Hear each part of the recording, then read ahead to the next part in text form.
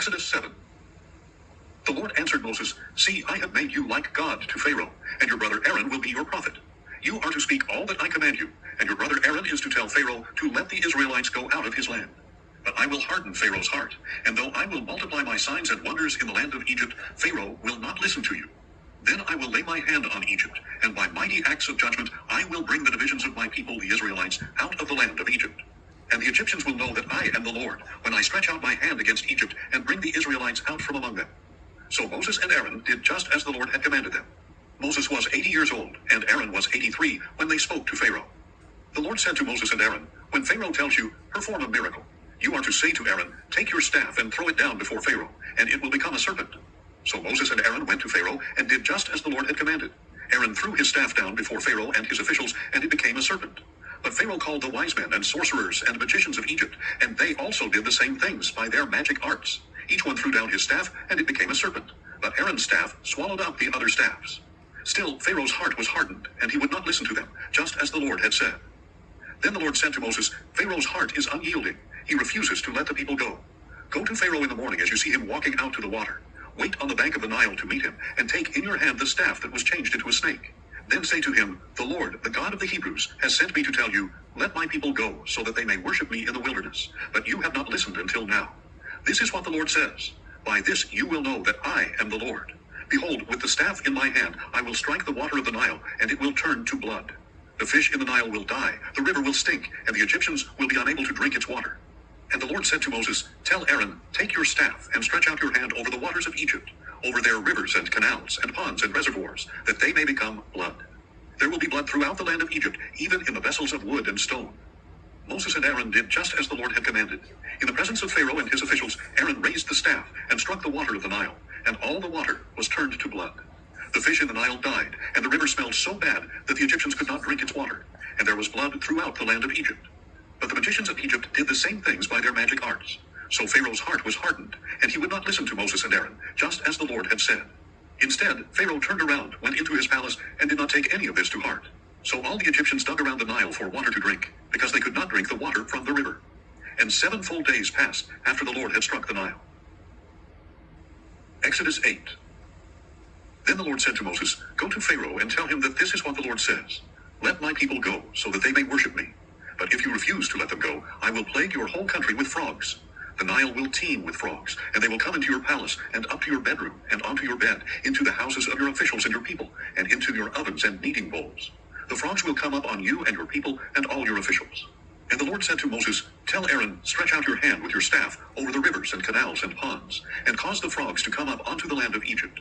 So Aaron stretched out his hand over the waters of Egypt, and the frogs came up and covered the land of Egypt. But the magicians did the same thing by their magic arts, and they also brought frogs up onto the land of Egypt. Pharaoh summoned Moses and Aaron and said, Pray to the Lord to take the frogs away from me and my people. Then I will let your people go, that they may sacrifice to the Lord. Moses said to Pharaoh, You may have the honor over me. When shall I pray for you and your officials and your people, that the frogs, except for those in the Nile, may be taken away from you and your houses? Tomorrow, Pharaoh answered. May it be as you say, Moses replied, so that you may know that there is no one like the Lord our God. The frogs will depart from you and your houses and your officials and your people. They will remain only in the Nile. After Moses and Aaron had left Pharaoh, Moses cried out to the Lord for help with the frogs that he had brought against Pharaoh. And the Lord did as Moses requested, and the frogs in the houses, the courtyards, and the fields died. They were piled into countless heaps, and there was a terrible stench in the land. When Pharaoh saw that there was relief, however, he hardened his heart and would not listen to Moses and Aaron, just as the Lord had said.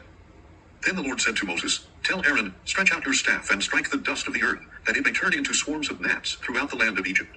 This they did, and when Aaron stretched out his hand with his staff and struck the dust of the earth, gnats came upon man and beast.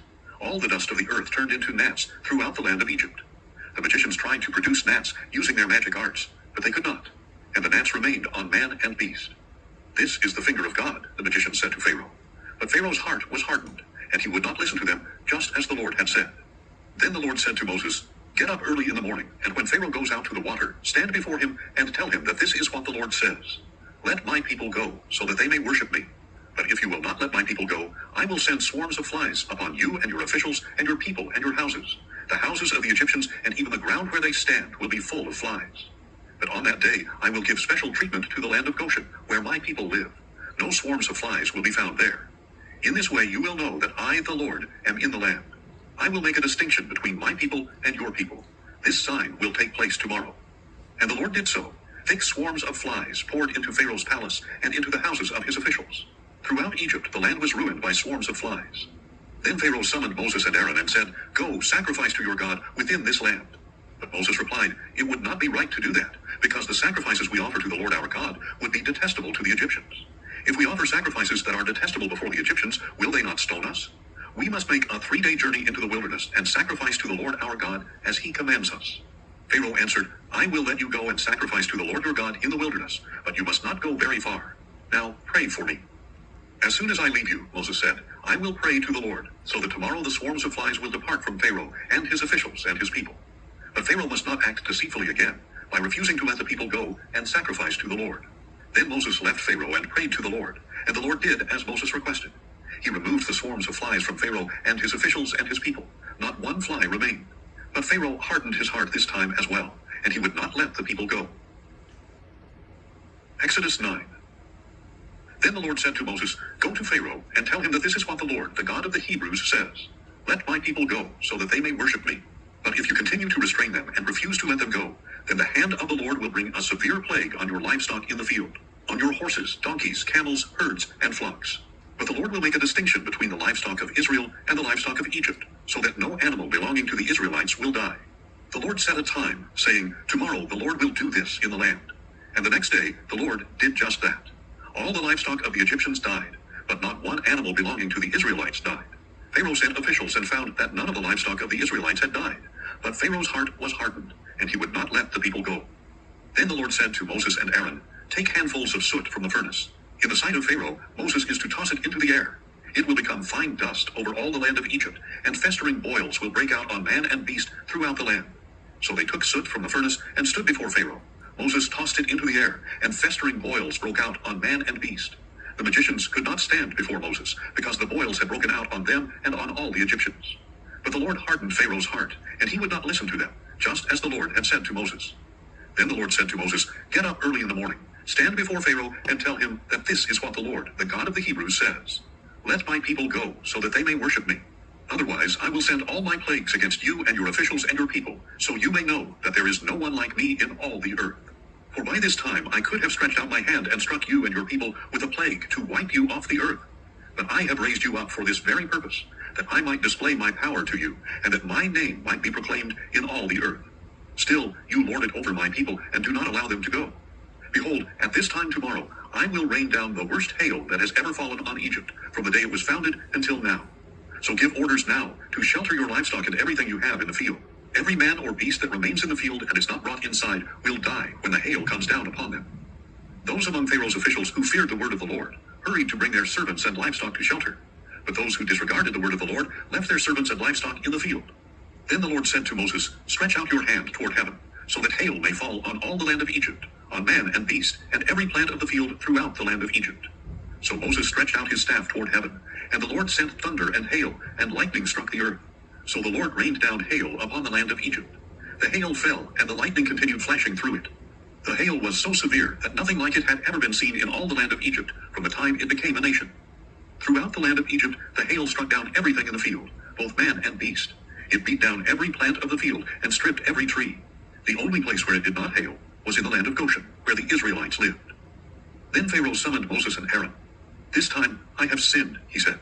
"The Lord is righteous, and I and my people are wicked. Pray to the Lord, for there has been enough of God's thunder and hail. I will let you go. You do not need to stay any longer." Moses said to him, "When I have left the city, I will spread out my hands to the Lord. The thunder will cease, and there will be no more hail, so that you may know that the earth is the Lord's.